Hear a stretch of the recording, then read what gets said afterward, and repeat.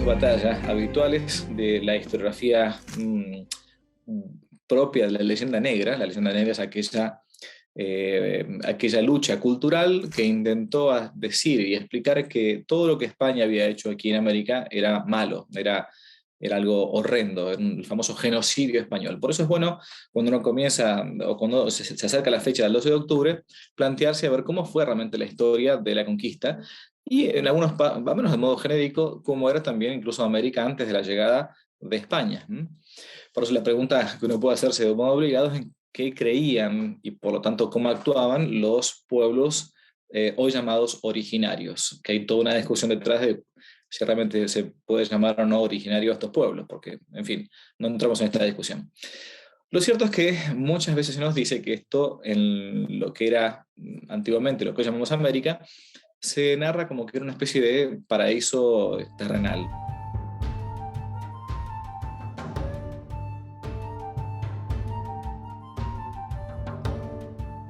Y es ahí importante ponerse a ver las fuentes de los autores, y esto lo digo de modo muy sucinto, muy resumido, de aquellos autores no que son anti pueblos precolombinos o anti izquierda, no, sino si uno se pone a ver en las mismas fuentes de los autores favorables a los llamados hoy pueblos originarios, vamos a encontrar que son ellos mismos los que intentan explicar con los descubrimientos históricos, arqueológicos, que al día de hoy cada día más van surgiendo, cuáles son las costumbres. La diferencia está en que ellos van a intentar justificar ese modo de vivir diciendo, bueno, que eran las costumbres de la época.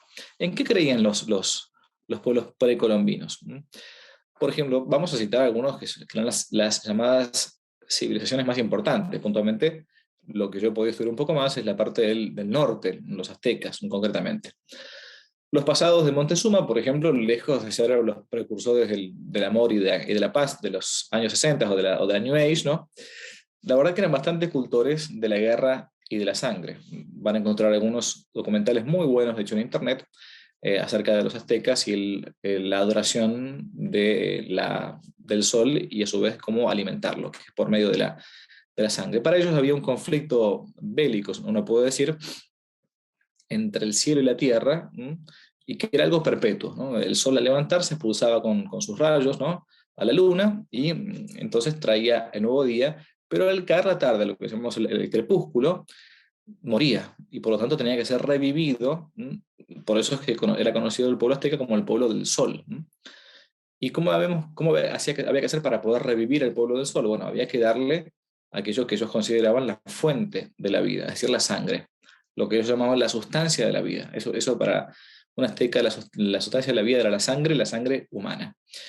Y para esto entonces, si uno quiere corroborar estos dichos, puede visitar algún día o por internet o de modo presencial, como se puede hacer, la famosa piedra calendario que se encuentra hasta el día de hoy en el Museo Nacional de México, en el DF, diámetro de más o menos 3 metros, donde representa casi de un modo así bien gráfico, simbólico, la historia del mundo y esta guerra sagrada entre las dos fuerzas opuestas de la naturaleza. A la vista, a primera vista, uno se da rápidamente cuenta que uno puede darse cuenta que hay una especie de cara gigantesca del sol que abre la boca sacando la lengua de modo desmesurado, ¿no? Y con la lengua sedienta que reclama sangre de víctimas. Por eso es que el pueblo del sol, como se lo llamaban los aztecas, intentaba alimentarlo, porque era la fuente de la luz. Para ellos, obviamente, como para todos los pueblos, el sol es lo que permite que las plantas surjan, que los animales a su vez puedan alimentarse y por lo tanto después uno alimentarse de todo esto. Por eso es que era importante alimentarse. Bueno, ¿y cómo hacían estos pueblos para tratar de alimentar al dios Sol?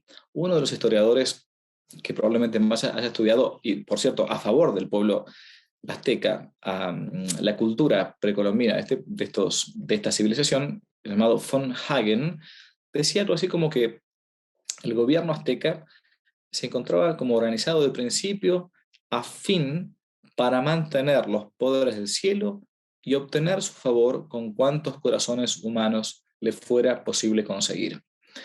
Claro, el corazón es la fuente que bombea nuestra sangre, de ahí que entonces creían que por medio de la alimentación del sol, de parte de los hombres. Con corazones humanos era un modo de que diariamente, después del crepúsculo, al día siguiente, al amanecer, el sol garantizaba que iba a surgir. De ahí entonces que necesitasen de guerras para poder lograr esta fuente de la vida, que era la sangre humana, porque nadie iba voluntariamente a exponerse a que le quitaran el corazón y le quitasen la sangre. A lo largo del año entonces realizaban los aztecas sacrificios de todo tipo para provocar la lluvia, inmolaban niños porque creían que las lágrimas tenían como la virtud mágica de atraer agua del cielo. En el sexto mes de un niño o de una niña eran ahogados porque al hundirse la canoa se usaba entonces ese como un modo de oblación, de sacrificio. Los ritos en honor al dios fuego, y ahora estoy citando, ¿no? Tenía, decían von Hagen, este admirador de los aztecas, una belleza incomparable. Claro, porque estos autores que se colocan en favor de la cultura precolombina azteca, por ejemplo, bueno, creen que sí, que si bien hacían cosas atroces, había que entenderlos, porque era la cultura de la época. Uno podrá decir, bueno, pero ellos estaban en mayor consonancia con la naturaleza. Ok, muy bien, excelente. Sí, eran como lo que podemos decir hoy eco-friendly, ¿no? Eran amantes de la naturaleza, ¿no? Respetuosos del medio ambiente, etcétera, porque de hecho sus vestiduras muchas veces durante los inviernos eran hechas de el cuero quitado a sus enemigos.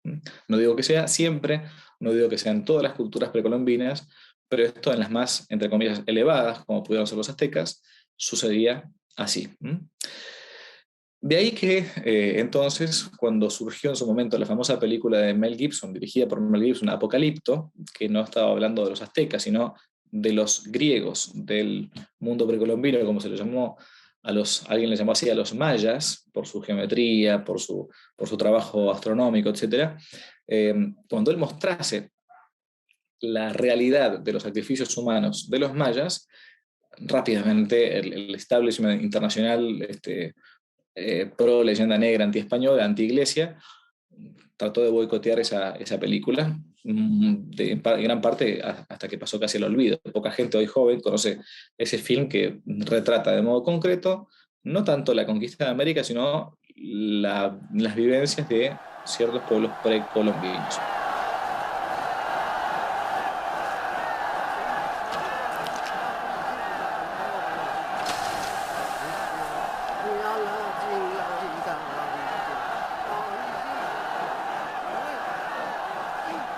Un detalle importante, cualquiera que haya algún día podido visitar, por ejemplo, México, ya que estamos, tanto para el ámbito de la Ribera Nayarit, la Ribera Maya o la parte más bien del norte, de la parte del pueblo azteca, lo que antiguamente era Tenochtitlán, se va a encontrar con las impetuosas y grandiosas pirámides, pirámides truncas, a diferencia de las pirámides egipcias, ¿no? Y se va a encontrar con una dificultad que cuando uno quiera entrar a las pirámides precolombinas, no van a ser exactamente iguales que las pirámides de Tutankamón o de este tipo de pirámides de Egipto. ¿Por qué? Porque había una gran diferencia. En Egipto las pirámides eran sepulturas. Las pirámides eran, si queremos decirlo de modo rápido, sarcófagos. Eran grandes ataúdes que contenían los restos mortales de un príncipe, de un rey, de una persona importante. Eso era la pirámide, ¿no? Era un lugar donde los muertos descansaban. La pirámide, en cambio, los pueblos precolombinos, de modo habitual, no son sepulturas, sino que son altares. Altares, así como el altar de la misa, el altar de lo que fuera, un altar pagano de los romanos, de los griegos. Las pirámides en el mundo precolombino son altares. ¿Altares para qué? Altares para el sacrificio. Ah, muy bien. ¿Para el sacrificio de qué?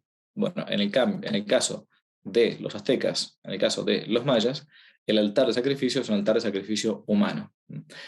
Es por esto, voy cerrando un poco con la idea, que es un resumen, que algunos historiadores pro-indigenistas, pro-pueblos precolombinos, plantean que de no haber llegado en 1492 la conquista de América, al menos estos pueblos del norte estaban prontos a sucumbir por la cantidad de sacrificios rituales que anualmente se realizaban. según los estudiosos, de hecho, de estas, entre comillas, civilizaciones precolombinas, cada año eran sacrificadas alrededor de 250.000 personas, ¿no?, en lo que hoy es el México central. La cifra no es menor, no es menor, porque la estadística de, por ejemplo, Rosenblatt, el gran estadístico de la América precolombina, plantea que en América, desde Alaska a Tierra del Fuego, había no más de 13 millones de habitantes. Algunos discuten si fueron 13 millones, 15 millones, más o menos esa es la cifra que habitualmente se entiende que había entre Alaska y Tierra del Fuego. Por lo tanto, el sacrificio de 250.000 personas por año, naturalmente era algo muy, pero muy alto.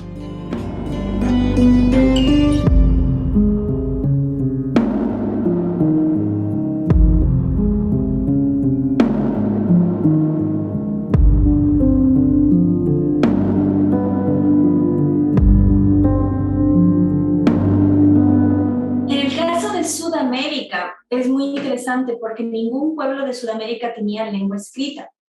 Oficialmente la historia empieza con la escritura. Por ende, los pueblos llamados originarios estaban en la prehistoria. Los incas, que eran los más avanzados, estaban en la edad de metal, en la edad de bronce, ¿no? Primero es la edad de piedra y luego es la edad de bronce. Quienes compilaron las lenguas indígenas fueron justamente frailes católicos españoles. Uno de los grandes mitos es que destruyeron la cultura de supuestos genocidios, que por favor me digan dónde hay una sola fosa común. Perdón que me ría, no, obviamente no es una cuestión de burla, pero justamente porque no existe. Lo que sí se ha encontrado al norte de Perú es el mayor sacrificio de niños, 227, si no me equivoco, niños ofrendados al dios Sol para poner fin a la lluvia. Por otro lado, decir pueblos originarios, entre comillas, es correcto, precisamente porque, de acuerdo a la antropología y arqueología, ningún pueblo es originario de América. Precisamente se cree que llegaron los llamados nativos o llamados originarios, habrían llegado a América después de la última era glacial, habrían cruzado el estrecho de Bering, y yo tuve el privilegio de convivir con los Cherokee en Norteamérica. Ellos justamente tienen una simbología que es el círculo sagrado de la vida, la cruz que determina el bien y el mal, y dentro de ella los 4 colores, es decir, negro, blanco, rojo y amarillo. Reconocen la existencia de 4 grandes grupos humanos, siendo ellos los rojos. Eso por un lado, bueno, y varias evidencias hay, por ejemplo, Bolivia, que no tiene salida al mar, tiene grandes embarcaciones, no grandes, ¿no?, pero embarcaciones hechas para el mar, lo cual indicaría que habrían llegado ahí en un tiempo en el cual habría ese acceso. Y por otro lado, el gran fundamento de la teoría evolucionista es que todos venimos de África. Entonces vemos esas grandes, de la Eva mitocondrial, y vemos esas grandes paradojas en el discurso. Nos dicen, todos venimos de África, pero solo el negro es afrodescendiente. Todos venimos de África, pero los indígenas son originarios de América. Entonces hay muchas contradicciones en el discurso, ¿no?, de quién es originario, quién no es, quién es descendiente, quién no es.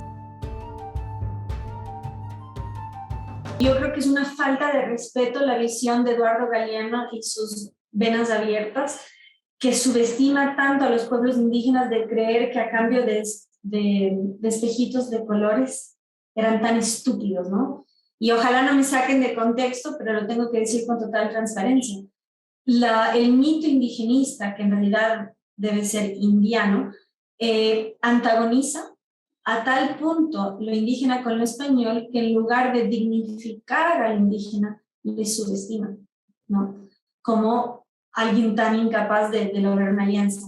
Cuando la realidad es que en Sudamérica, en el tiempo de la conquista, el oro no tenía valor. Los incas no tenían moneda. En la Catedral del Cusco hay un cuadro magnífico del matrimonio de Martín de Loyola con Beatriz Coya, la princesa inca. Y en ese cuadro podemos observar detrás de ella todo su linaje inca y detrás de él todo su linaje español, entre ellos San Ignacio de Loyola, que aparece con la viola, y San Francisco de Borja. entonces vemos que había unidad, había alianzas, había familias y había una visión de unidad. Obviamente tampoco vamos a caer en la leyenda rosa que todo fue maravilloso, no hay gobierno humano que sea perfecto, pero es importante destacar que la excepción no es la regla y como sucede hasta ahora, los delitos son delitos, no la norma, ¿no? Son la desviación de la norma. Y muy por el contrario, no había esta opresión sistemática al indígena, sino que bajo las leyes de Burgos estaban exentos de muchos castigos. Y otro gran mito es que la Inquisición española sirvió como fuente de evangelización, cuando la realidad es que solo juzgaba a los ya católicos. El pagano no entraba dentro de su jurisdicción. Bueno, esa realidad precolombina dista mucho de ser lo que nos han dicho, ¿no? Especialmente la historiografía moderna, es decir, que no es que existía aquí en el continente una suerte de paraíso rusoniano, como repito siempre, es decir, regímenes que aplicaban el principio de subsidiariedad, de regímenes solidarios, etc. Aquí lo que era, básicamente, lo que había eran regímenes, digamos, férreamente, digamos, verticalistas, eran regímenes que eran realmente oligarquías plenas, y donde la riqueza estaba concentrada en el 1% de la población, que correspondía, por supuesto, al emperador, ¿no? Al emperador de turno o al cacique de turno, y a la casta dirigente que lo secundaba. Es decir que, por ejemplo, el pueblo llano no tenía derecho a absolutamente nada, ni tenía la posibilidad de ascenso social, ¿verdad? Le estaban, de hecho, vedadas un sinfín de cuestiones. Por eso era un pueblo básicamente esclavizado. La mayor parte de los indígenas aquí estaban esclavizados por sus propios congéneres, que ostentaban, por supuesto, posiciones de poder. Y lamentablemente, creo que lo más, digamos, lamentable son las prácticas bestiales a las que se han dado, ¿no? Porque esto lo han reconocido incluso, digamos, sociólogos, etnólogos de renombre, que aquí estaba institucionalizada la cuestión de los sacrificios humanos y del canibalismo, ¿verdad? Yo en mis trabajos he hecho un raconto en base a todas las fuentes disponibles y he llegado a la conclusión que solo contabilizando los sacrificios humanos practicados por los aztecas en un periodo que va de un siglo a siglo y medio, se ejecutaron entre 10 y 15 millones de personas, tomando incluso las cifras más moderadas. 10 y 15 millones de personas ejecutadas solo mediante la modalidad de sacrificio humano. Si debería ser sumario en cómo estaba todo aquí, era realmente un infierno, era un continente habitado por cientos de culturas distintas que vivían en guerra y de la guerra, exterminándose o sometiéndose en todo, básicamente todo el tiempo.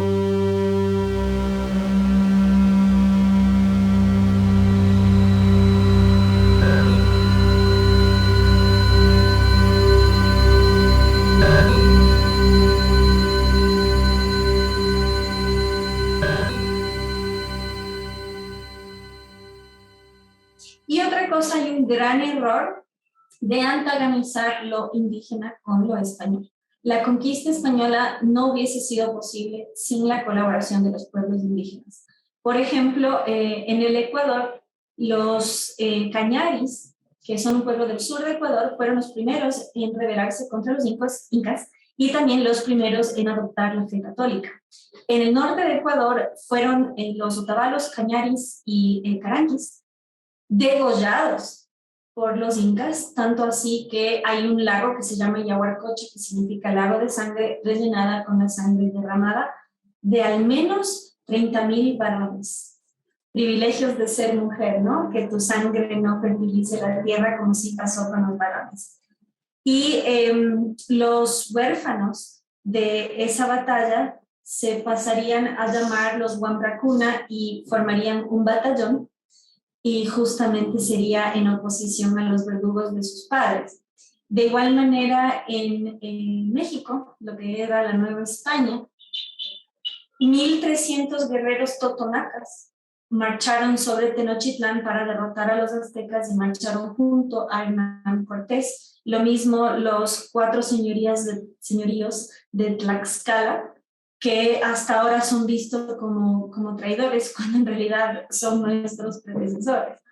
Entonces, es muy interesante eso, y yo creo que la clave está justamente en conciliar eso. La historia de Argentina es un poco diferente al estar tan al sur y ser poblada mayormente por pueblos nómadas. Sin embargo, el imperio inca se extiende desde el norte de Perú, perdón, desde el norte de, no, sur de Colombia hasta el norte de Argentina, lo cual muestra su vastedad y que precisamente no lo logró mediante apretones de manos, sino ofrendando a mujeres como moneda de canje para sus caciques y también mediante guerras, ¿no? Cuando Hernán Cortés, el gran conquistador de México, viene viajando desde Cuba hasta el puerto de Veracruz y comienza su avanzada hacia Tenochtitlán, lo que sería hoy el México, el DF, el Distrito Federal de México, él llega con apenas 300 soldados, 400 soldados. ¿Cómo hace un grupo de 300 o 400 soldados a dominar un imperio que tenía más de 1 millón de habitantes? ¿Cómo hacen para dominarlos? No había ametralladoras, no había bombas atómicas. ¿Qué sucede? Sucede lo que tenía que suceder, que las tribus vecinas a los aztecas reciben a los conquistadores como si fuesen sus libertadores y se pliegan a esa avanzada para verse librados de esta tiranía a la que el pueblo azteca lo tenía dominado. ¿Para qué? Para poder esclavizarlos y satisfacer al dios Sol. Esto es un poco entonces el planteo de algo de las creencias de los pueblos precolombinos.